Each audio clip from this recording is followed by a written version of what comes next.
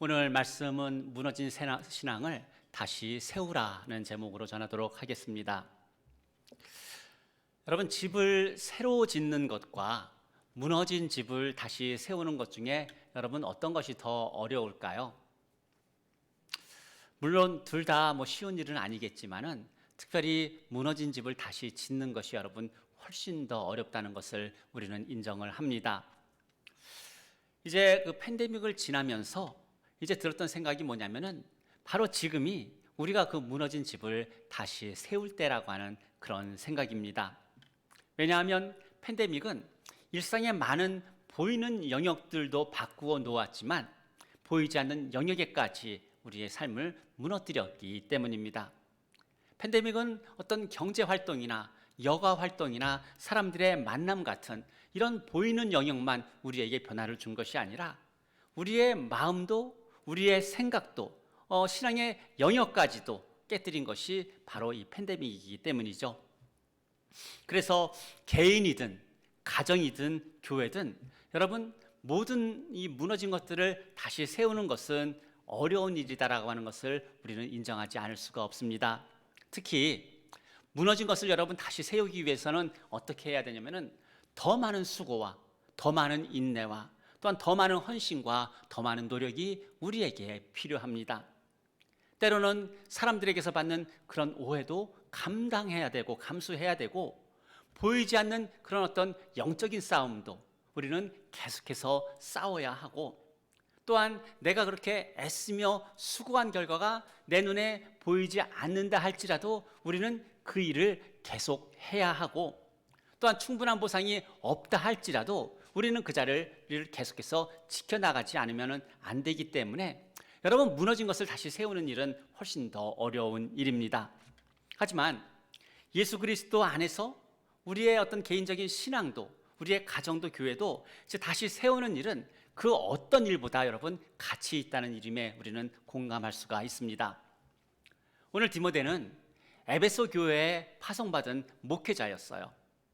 신앙이 좋은 그런 가정에서 자랐고 또 사람들에게 칭찬받고 하나님께 신실했어요. 그래서 디도와 함께 사도 바울에게 이제 복음을 위해서 택함을 받고 함께 복음을 전하는 그 일들을 감당을 합니다.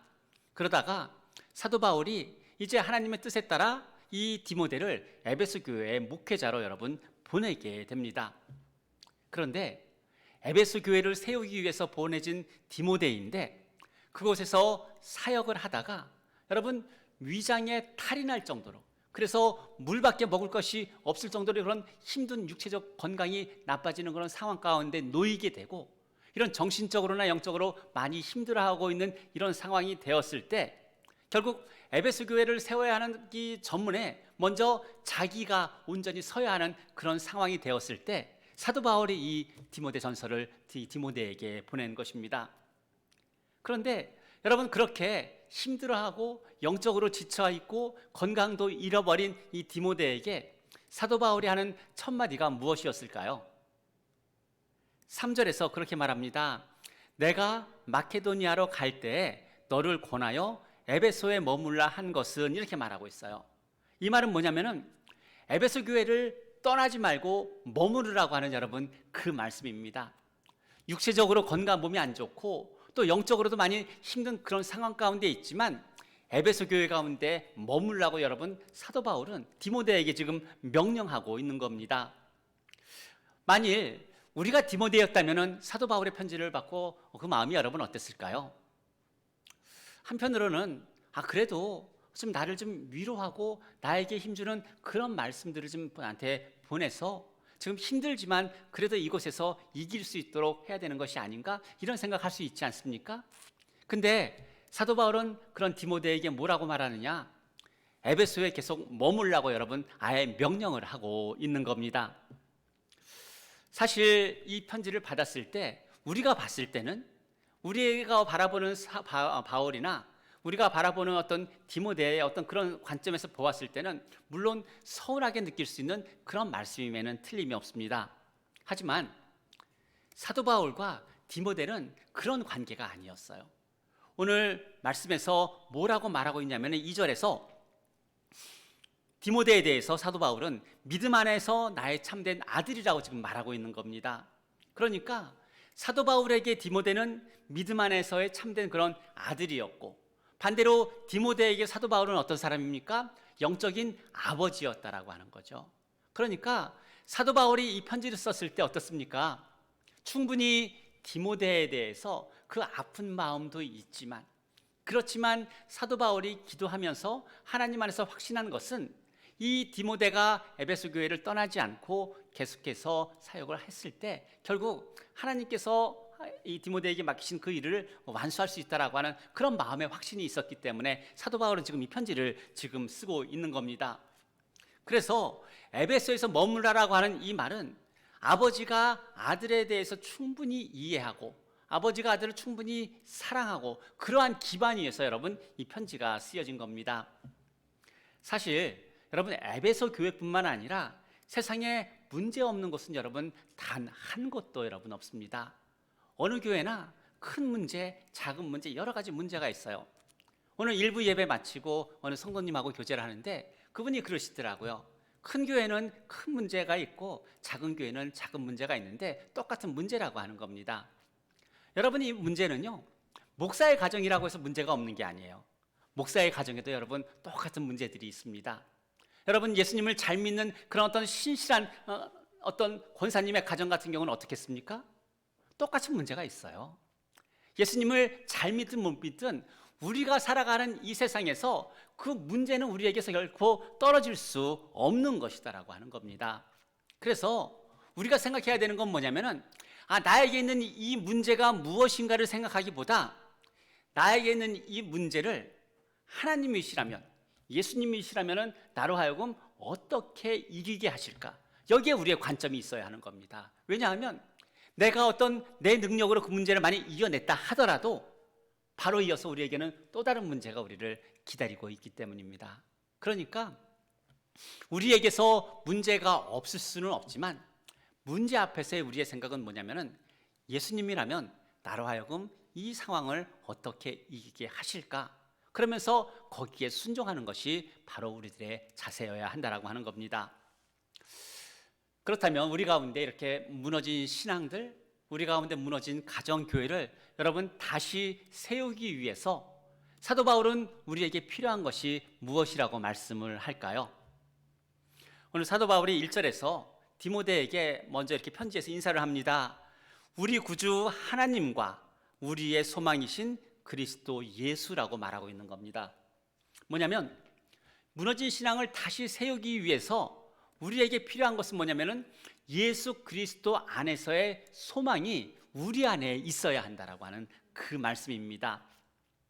예수 그리스도의 안에서의 소망이 어떤 개인뿐만 아니라 가정에도 있어야 되고요. 그것이 교회에도 있어야 한다라고 하는 겁니다. 그래야지 무너진 집을 다시 세울 수가 있고 무너진 교회도 여러분 다시 세울 수가 있는 겁니다.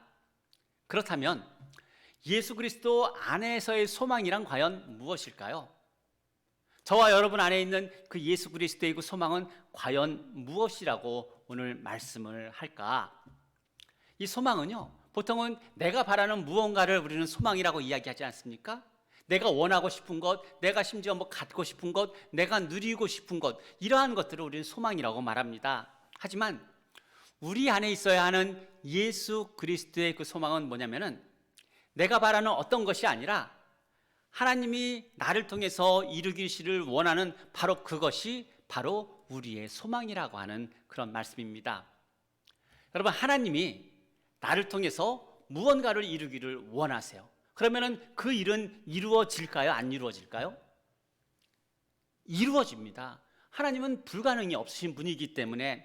그래서 우리가 가져야 되는 그 소망은 뭐냐면은 어떤 불확실한 것들을 내가 갖기 위한, 어떤 불확실한 것들을 내가 누리기 위한 이러한 소망이 아니라 하나님께서 이루실 완전한 것에 대한 확신, 바로 그것이 우리 안에 있는 여러분 예수 그리스도의 소망이라고 말할 수가 있는 겁니다.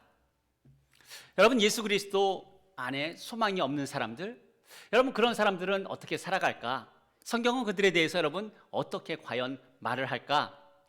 에베소서 2장 12절 말씀에 보게 되면은 약속의 언약들에 대하여는 외인이요 또한 세상에서 소망이 없고 하나님도 없는 자라고 말하고 있어요. 여러분, 이 말씀이 이 외인이라는 이야기죠. 결국 이 말씀 밖에 있다라고 하는 이야기고, 이 하나님의 말씀이 어떤 영향도 주지 못한다는 여러분 그런 말씀입니다. 또한 하나님도 없는 자라고 말하고 있어요. 그렇다면 우리의 삶에서 하나님의 말씀도 없고 하나님도 없다면 여러분, 우리에게 과연 소망은 과연 무엇일까? 하나밖에 없어요. 그건 뭐냐면은 내가 이 세상의 것에서 갖고 싶은 것, 누리고 싶은 것, 되고 싶은 것, 바로 그것이 우리의 소망이 된다라고 하는 거죠. 그러니까 그 소망은 하나님이 나를 통해서 이루고자 하는 그런 소망이 아니라 내가 자의적으로 만들어낸 그런 소망이라고 하는 겁니다. 그래서 그렇게 그 나의 개인적인 것이 소망이 되다 보면은 삶이 어떻게 돌아갈까요? 하나님을 중심으로 돌아가는 게 아니라, 하나님의 말씀을 기준으로 돌아가는 것이 아니라 내가 항상 중심에 있어야 되는 겁니다. 모든 사람도 나를 위해 있어야 되는 것이고요, 모든 일도 여러분 나를 위해 그 일들이 일어나야 한다라고 하는 겁니다. 그러면서 마음과 생각은 어떠냐면은 내가 중심이 되어야 하니까 내가 중심이 되기 위해서 세상에서 힘 있는 것들을 붙잡으려고 합니다. 그것이 물질이든 그것이 사람이든 그것이 어떤 건강이든 무엇이든지 간에 나를 힘있게 보일 수 있는 것들을 붙잡으려고 한다라고 하는 겁니다. 그러다 보면 어떻게 될까요? 점점 욕심은 커지는 거예요. 욕망은 점점 더 커지는 겁니다. 내 남편도 내 아내도 내 자녀들도 나를 중심으로 돌아가지 않으면 내가 만족하지 않게 된다라고 하는 겁니다.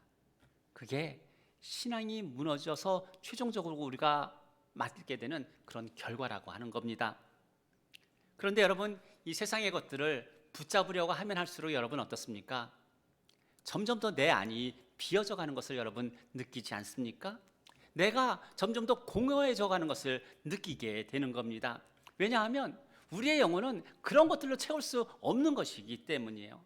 그러다 보니까 아무리 내가 많이 가졌는데 아무것도 없는 것 같아요. 내가 많은 것들을 누리고 있는데도 감사할 것도 없고 어떤 기쁨도 없이 여러분 그렇게 살아간다라고 하는 겁니다.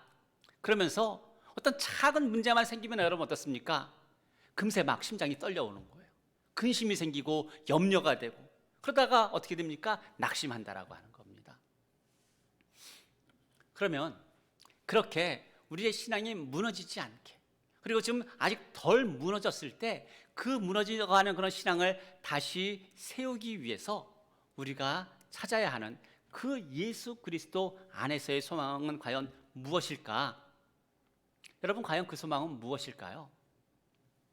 내가 하나님 안에서 건강하게 살아가는 것, 내가 하나님 안에서 이 세상에서 살아갈 때 내 중심으로 살아가는 것이 아니라 하나님 중심으로 내가 살아가는 것이 우리가 가져야 하는 예수 그리스도 안에 있는 소망입니다. 그것은 결국 앞에서도 이야기한 것처럼 우리의 신앙을 다시 회복해서 세워서 건강한 삶을 사는 게, 그게 예수님이 우리를 통해서 여러분 이루기를 원하는 그런 소망이고, 이 무너져가는 가정을 다시 세우기 위해서 나로 하여금 헌신하게 하시고 그로 말미암아 그 열매들을 보게 하는 것이 바로 하나님의 뜻이라고 하는 것을 깨닫게 된다는 겁니다. 당시 에베소 교회는요, 많은 사람들이 신앙을 잃어가고 있어요. 우리가 팬데믹을 맞이해서 우리의 신앙이 퇴보했던 것처럼 당시 에베소 교회에는 많은 사람들이 그 신앙이 침체되어져 가고 있었습니다. 사도의 권위도 무시하고요, 또 이 디모데가 어리다고 사람들이 업신여기기도 하고, 거짓 교사들은 성도들에게 이제 그 이상한 교리들을 가르치고, 사람들은 거기에 빠져서 어떤 사람이 만들어내는 신화 이런 것들 가운데 여러분 몰두하게 되고, 그러면서 하나님과의 관계는 점점 조금씩 계속 멀어져 가는데 지금 너무나 많이 멀어져 있는 그런 상태입니다. 근데 여기에 에베소 교회에 보내진 목회자마저 그 안타까운 현실 가운데 목회를 하다가 지금 몸도 마음도 여러분 지금 다 그렇게 병이 들어있는 그런 상황이 된 겁니다. 하지만 그런 에베소 교회의 목회자인 디모데에게 사도 바울은 분명하게 말하고 있어요. 에베소에 계속 머물라고 말씀하고 있는 겁니다. 그러면 너는 예수 그리스도 안에 있는 그 소망이 이루어지는 것을 보게 될 거라고 여러분 말씀하고 있는 겁니다. 사랑하는 성도 여러분, 여러분에게 에베소는 여러분 어디입니까? 여러분 안에 있는 예수 그리스도의 그 소망은 무엇입니까? 지금 여러분들이 계속해서 기도하고 있는 것처럼 여러분의 가정이 하나님 안에서 예수 그리스도의 어떤 놀라운 은혜들을 경험하는 그런 가정이 되는 것 여러분 원하지 않습니까? 바로 그것이 에베소라고 하는 겁니다. 여러분의 자녀들이 주님을 잘 믿고 이 세상 가운데서 그러나 신앙을 잘 지키며 살아가는 것, 그것이 바로 저와 여러분들에게 주신 에베소라고 하는 겁니다. 우리 자녀들을 위해서 여러분 얼마나 기도합니까? 신앙을 잃어버리지 않도록, 또 신앙을 잃어버린 자녀들을 위해서 빨리 회복될 수 있도록 여러분 우리 얼마나 기도하고 있습니까? 바로 그 기도의 자리도 우리에게는 에베소라고 하는 겁니다. 그래서 우리에게 주신 그 예수 그리스도 안에 있어서의 소망은 나의 개인적인 신앙도 다시 세워야 하지만 우리 가정에서 우리 자녀들의 그 신앙을 바로 세우는 그 자리를 우리에게 지키게 하셨는데 바로 그것이 우리가 있어야 하는 에베소라고 하는 것을 여러분 가르쳐 주고 있습니다. 사도 바울이 여러분 이렇게 강하게 엄중하게 명령한 이유는 뭘까요? 왜 우리에게도 그 에베소에 머물라고 그렇게 강제적으로 어쩌면 명령을 할까요? 그것은 여러분 이 에베소 교회를 세우는 것이, 이 무너져가는 가정을 다시 세우는 것이, 우리 자녀들이 예수 그리스도를 잘 믿는 자녀로 그렇게 살아가는 이 모든 것들을 예수님께서 명령하셨기 때문이에요. 그리고 디모데는 이제 예수 그리스도께 명령을 받은 그리스도의 군사이기 때문에 더 이상 사람들이 이상한 교리를 가르치지 못하도록, 사람들이 신화에 빠지지 않도록 여러분 선포하고 전해야 되는 책임이 있는 겁니다. 그게 바로 저희라고 하는 그 말씀을 하고 있는 겁니다. 근데 문제는 뭐냐면은 우리의 본성은 여러분 그걸 원하지 않는다라고 하는 거예요. 우리의 본성은 어떤 우리의 삶이 거룩해지기 위한 하나님의 말씀을 필요로 하기보다 무언가 세상의 어떤 새로운 것들을 쫓아가는 것이 우리 안에 있는 본성의 모습이라고 하는 겁니다. 이걸 다른 말로 이야기하게 되면 뭐냐면은 우리는 하나님의 그 은혜의 복음을 간구하고 그것을 붙잡는 그런 사람들이 아니라 이 땅에서 율법주의자처럼 살아가는 것을 우리의 본성은 여러분 더 원한다는 거예요. 왜 그럴까요? 우리 안에 있는 이 본성은 뭐냐면은 우리가 율법을 더 좋아하는 그 이유는 어디에 있냐면은 내가 마음이 하나님의 말씀 가운데 은혜를 받아서 변화되지 않아도 내가 율법을 행하는 그 겉모습만을 통해서도 우리는 다른 사람들에게 거룩하게 보일 수가 있기 때문이죠. 그러다 보니까 우리의 본성은 하나님의 그 은혜의 복음보다도 마치 율법주의자처럼 살아가는 것이 나의 본 모습 가운데는 여러분 그게 더 편한 겁니다. 왜냐하면 내가 그렇게 애쓰지 않아도 사람들이 나를 신앙이 좋다고 인정을 해주고 예수 그리스도 잘 믿는다고 그렇게 봐주기 때문에 우리는 율법주의자처럼 살아가는데 너무나 익숙해져 있다라고 하는 겁니다. 그런데 여러분 율법은 우리를 거룩하게 보이게 할 수는 있어요. 하지만 어떤 죄인도 구원할 수 없는 게 율법입니다. 율법을 잘 사용하면 오늘 사도 바울도 말한 것처럼 율법은 선한 것입니다. 우리로 하여금 죄를 드러내게 하고 죄를 깨닫게 하고 알게 하고 다시 죄를 짓지 않게 하는 것이 율법이기 때문입니다. 또한 이 율법은 뭐냐면은 그 죄로부터 누군가 나를 구원할 구원자가 필요하다라고 하는 것을 인정하게 하는 것, 바로 그것이 율법이라고 하는 겁니다. 그래서 사도 바울은 로마서 3장에서 이렇게 말씀합니다. 그러므로 율법의 행위로는 그의 앞에서 의롭다 하심을 육체가 아무도 없다라고 여러분 말씀하고 있는 겁니다. 단지 율법은 죄를 깨달음이니라 그렇게만 말씀하고 있는 겁니다. 그러면 예수 그리스도 안에서의 그 소망은 우리가 어떻게 다시 찾을 수가 있을까요? 사도 바울은 그것을 디모데에게 뭐라고 말씀하고 있는 것일까? 오늘 2절 말씀을 보게 되면 믿음 안에서 참 아들 된 디모데에게 편지하노니 하나님 아버지와 그리스도 예수 우리 주께로부터 은혜와 긍휼과 평강이 있을지어다 말하고 있어요. 우리 안에 예수 그리스도의 그 소망을 다시 찾기 위해서 우리에게 필요한 것은 뭐냐면은 바로 하나님의 은혜와 하나님의 긍휼하심이라고 하는 것을 말하고 있는 겁니다. 그러면서 사도 바울은 그 하나님의 은혜가 무언지, 하나님의 긍휼하심이 무언지를 자기의 어떤 간증을 통해서 지금 우리에게 보여주는 게 우리가 오늘 읽은 이 1장 말씀이에요. 사도 바울은 편지의 서두에서 자기의 개인적인 간증을 합니다. 그래서 이 바울의 간증은 하나님의 은혜의 복음이 사도 바울에게 실질적으로 역사했다라고 하는 것을 보여주고 있어요.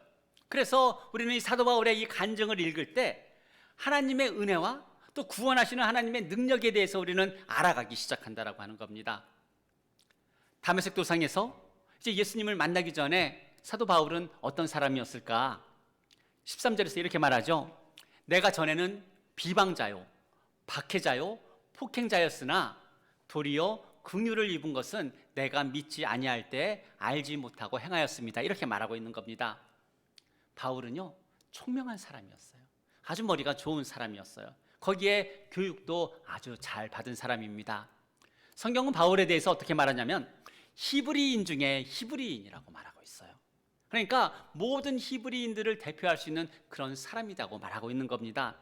율법으로는 의롭다고 이렇게 칭함을 받을 만큼 모든 율법의 완전한 사람처럼 보이는 사람이 바로 바울이었습니다.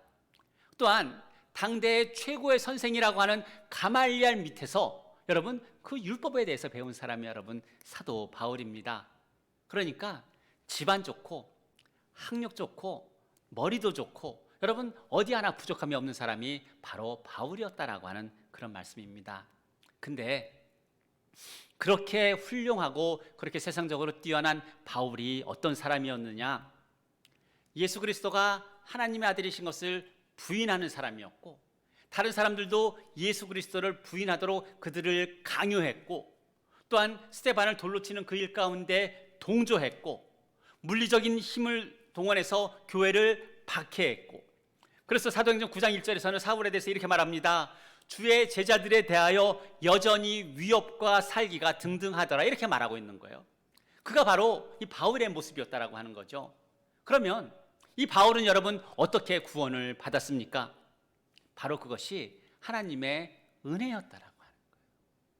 그 하나님의 은혜를 지금 사도 바울은 디모데에게 말하기 위해서 자기가 어떻게 구원을 받았는지에 대해서 지금 말하고 있는 겁니다. 그러면서 이 하나님의 은혜와 긍휼이라고 하는 것은 결국 이 바울이 마땅히 그러한 행동으로 말미암아서 받아야 하는 것들을 받지 않은 것이 여러분 그것이 하나님의 은혜였고 반대로 받을 자격이 없음에도 하나님께서 사도 바울에게 주신 것이 그것이 하나님의 은혜라고 하는 것을 가르쳐 줍니다. 또한 하나님의 이 은혜와 긍휼이라고 하는 것은 보이지 않는 어떤 하나님의 사랑이 아니었다라고 하는 거예요. 우리에게 보여주시는 하나님의 사랑이었다라고 하는 것이고 잃어버린 죄인들을 구원하기 위해서 그 값을 온전하게 치르신 하나님의 사랑인 것을 말씀하고 있는 겁니다. 그래서 에베소서 2장 4절에서 이렇게 말씀합니다.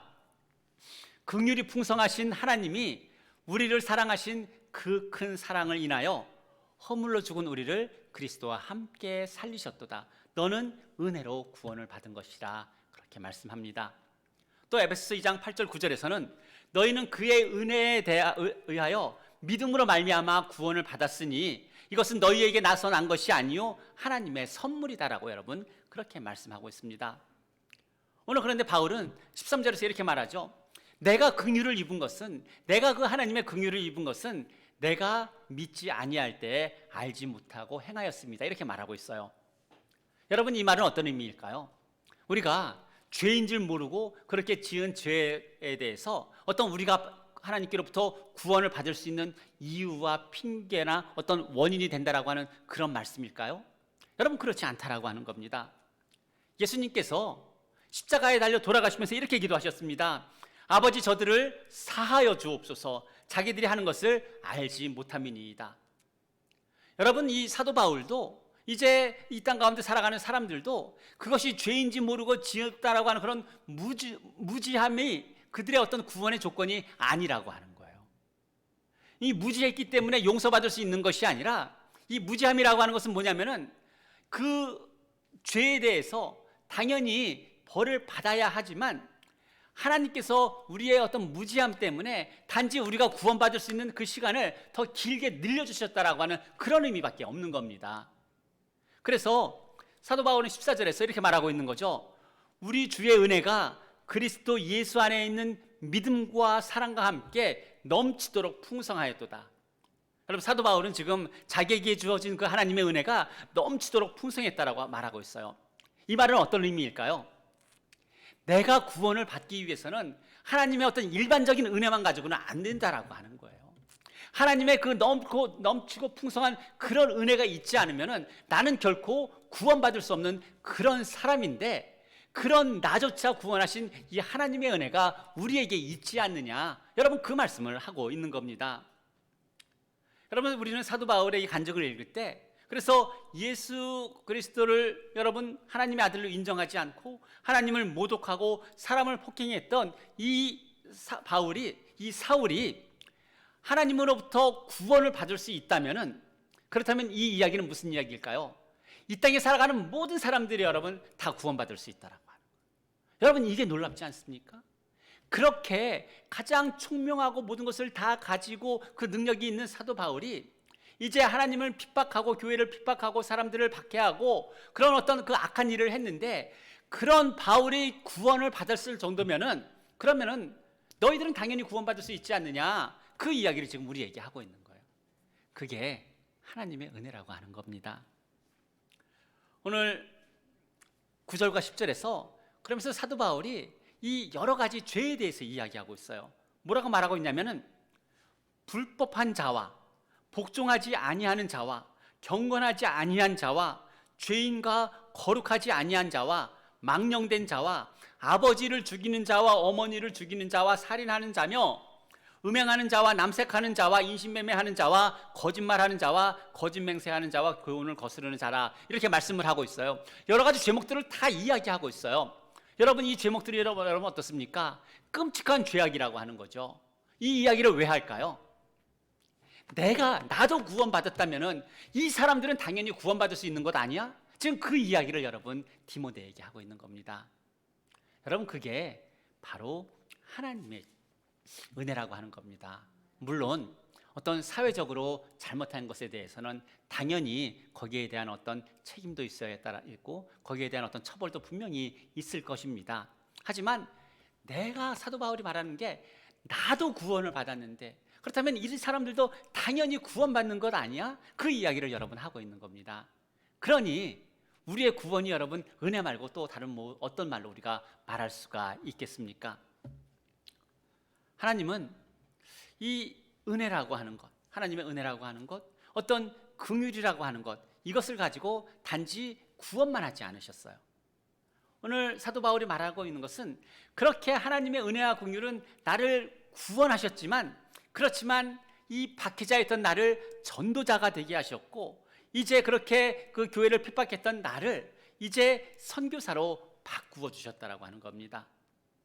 그런데 이 바울의 이런 변화가 너무나 극적이어서 이제 예루살렘 교회에서는 바울의 구원을 의심하면서 여러분 교회를 받아들이지 않았어요.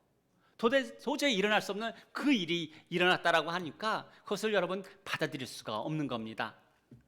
여러분, 하나님의 은혜와 긍휼이라고 하는 것, 바울에게 결국 예수 그리스도 안에서의 소망까지 하나님은 주셨어요. 그래서 바울을 예수 그리스도의 사도로 부르셨고 그에게 복음을 전하도록 명령하셨습니다. 그런데 사도 바울이 이 이야기를 왜 하느냐? 지금 디모데, 너도 지금 똑같이 그 예수 그리스도 안에서의 소명을 받은 사람이다라고 하는 겁니다. 저와 여러분들도 똑같이 하나님의 은혜로 구원만 받은 사람들이 아니라 우리 안에는 그런 예수 그리스도의 소망이 있는 사람들이라고 하는 겁니다. 그러니 하나님의 그 은혜와 하나님의 그 긍휼을 기억을 하면서 우리 안에 있는 하나님의 예수 그리스도의 그 소망을 다시 회복하라고 지금 말씀을 하고 있는 겁니다. 그런데 이 모든 것들에 대해서 특별히 하나님께서 어떤 사도의 직분을 주신 것, 어떤 복음을 전하도록 교회를 다시 세우도록 회복하도록 이렇게 맡기신 그 일들에 대해서 12절에서 어떻게 말하냐면 이렇게 말씀합니다. 나를 능하게 하신 그리스도 예수 우리 주께 내가 감사하는 것은 나를 충성되이 여겨 내게 직분을 맡기심이니 말하고 있어요. 여러분, 사도 바울이 충성된 사람이기 때문에 이 직분을 맡기신 것이 아니라 하나님께서 사도 바울을 충성된 사람으로 여기셨다라고 하는 거예요. 여러분, 사도 바울이 신실하였기 때문에 그 은혜를 주신 것이 아니라 사도 바울을 신실한 사람으로 여기기 때문에 그 일들을 주셨다라고 하는 거예요. 여러분, 우리도 마찬가지입니다. 우리도 마찬가지로 우리의 어떤 삶이 여러분 거룩하면 얼마나 거룩하겠습니까? 신실하면 얼마나 거룩하겠습니까? 그런데 하나님은 그런 우리를 신실하게 여기시고 거룩하게 여기셔서 우리에게 예수 그리스도 안에 있는 그 소망을 알게 하시고 그 소망 가운데 살게 하셨다라고 하는 겁니다. 그러니 이 우리 안에 담을 수 없는 이 하나님의 은혜와 긍휼이 여러분 얼마나 크겠습니까? 사랑하는 성도 여러분, 오늘 사도 바울이 15절에서 말한 것처럼 그리스도 예수께서 죄인을 구원하시려고 세상에 임하셨다라고 하는 이 말은 그 사도 바울뿐만 아니라 모든 사람들이 여러분 받아야 될 그런 말씀입니다. 이 말은 뭐냐면은 우리 안에 있는 예수 그리스도의 소망을 모든 사람도 다 발견해야 된다라고 하는 겁니다. 목회자만 하는 것도 아니고 이 사도 바울이나 디모데만 하는 것도 아니라 예수 그리스도로부터 그 은혜로 말미암아 구원받고 긍휼하심으로 말미암아 하나님의 자녀로 살아가는 모든 사람들은 그것을 발견해야 된다라고 하는 겁니다. 심지어 괴수 중에 괴수라고 하는 사도 바울조차도 하나님의 그 무한하신 사랑과 은혜와 긍휼하심으로 구원함을 받고 거기에 더해서 작은 자 중에 가장 작은 자라고 하는 그 사도 바울에게 측량할 수 하나 없는 하나님의 그 긍휼로 그 많은 일들을 맡기신 것처럼 우리에게도 그러한 놀라운 일들이 있는 것을 기억하게 되시기를 바랍니다. 사도 바울을 구원하셨던 그 하나님의 은혜, 사도 바울을 이제 하나님의 그 일꾼으로 부르셨던 그 하나님의 은혜, 그래서 이 무너진 신앙을 다시 세우고 교회를 세우도록 그렇게 하셨던 그 하나님의 은혜가 오늘 바울과 디모데와 그리고 이 땅에 살아가고 있는 모든 하나님의 자녀들에게 동일하게 있다라고 하는 것을 기억하게 되시기를 바랍니다. 그래서 우리에게도 여러분 그 소망이 있는 거예요. 그런데 그 소망을 발견할 수 있는 길은 무엇이냐? 나를 구원하신 그 하나님의 은혜와 긍휼하심이 나로 하여금 예수 그리스도 안에서 그 소망을 발견하게 하니 지금 사도 바울이 이 디모데에게 하는 말이 그러니 에베소에 머물라고 여러분 그렇게 말씀하고 있는 겁니다. 그렇다면 우리가 해야 할 일은 무엇일까요? 사도 바울은 디모데에게 에베소에 머물라고 그렇게 명령을 하고 있는데 그렇다면 우리가 그 하나님의 은혜를 발견하고 하나님의 긍휼하심을 입고 또 그 안에 우리 안에 있는 예수 그리스도의 소망을 우리가 찾기 위해서 우리가 해야 할 일은 무엇인가? 여러분 우리도 에베소에 똑같이 머무는 겁니다. 여러분의 에베소는 어디입니까? 우리 함께 말씀 나눈 것처럼 먼저 에베소는요 내 자신이에요. 나와 함께 하시는 그 예수 그리스도, 내 안에 거주하시는 예수 그리스도, 나와 함께 하시는 성령님, 그분이 계시는 곳이 바로 우리가 있어야 하는 에베소라고 하는 겁니다. 또한 우리가 기도하고 그렇게 마음을 쓰고 있는 이 가정을 세우는 곳, 바로 가정이 여러분 우리에게 에베소라고 하는 겁니다. 우리에게는 이제 개인의 신앙뿐만 아니라 가정과 교회를 다시 세워야 하는 그 예수 그리스도의 소망이 우리 안에 있기 때문에 결국 우리가 예수 그리스도와 함께하는 모든 곳이 여러분 에베소라고 말씀을 드릴 수가 있습니다. 사랑하는 성도 여러분, 그 하나님의 은혜와 긍휼하심 안에서 이제 정말 그 놀라운 은혜들을 발견하면서 평강을 찾게 되기를 바랍니다. 많은 일들이 우리 가운데 일어나고 있지만 참 우리는 그 작은 일들 가운데 너무나 쉽게 마음을 빼앗기고 삶이 흔들리지만 그럴 때마다 오늘 사도 바울이 디모데에게 했던 이 간증을 생각을 하면서 저 바울을 하나님께서 구원하셨는데 그 구원하신 하나님이 나도 구원하셨구나, 그것을 발견하면서 다시 힘을 얻고 내가 살아가야 되는 그 자리를 주님의 은혜로 능히 잘 감당할 수 있는 그런 하나님의 사람들 되시기를 예수님의 이름으로 축복합니다. 기도하겠습니다. 사랑이 많으신 하나님 아버지, 참 우리의 많은 신앙의 모습들이 참 팬데믹을 지나면서 많이 무너지고 신앙이 퇴보하고, 그런데 그 상황 가운데서도 주님을 찾지 않는 저희들을 주님 불쌍히 여겨 주옵소서. 이제 오늘 사도 바울이 디모데에게 이제 자신을 구원하셨던 그 하나님이라면, 자신을 부르셨던 그 하나님이라면 이제 이 세상 모든 사람들을 구원하시고도 남은 그런 은혜를 우리에게 전했던 것처럼 이제 우리를 구원하신 그 하나님의 놀라우신 은혜들을 깨닫고 그 긍휼하심을 발견해서 내 안에 있는 예수 그리스도의 그 소망을 다시 회복하게 하여 주옵소서. 우리에게 에베소에 머물라 말씀하신 것처럼 내가 있어야 되는 그 삶의 자리, 그 가정을 먼저 지키게 하시고 또 내가 있어야 하는 그 기도의 자리에 있게 하여 주시고, 그래서 주님과 함께 그 모든 소망들을, 그 모든 신앙의 모습들을 회복해 갈 수 있도록 하나님 역사하여 주옵소서. 감사드리며 예수님의 이름으로 기도드립니다. 아멘. 우리 일어나서 함께 찬양하겠습니다.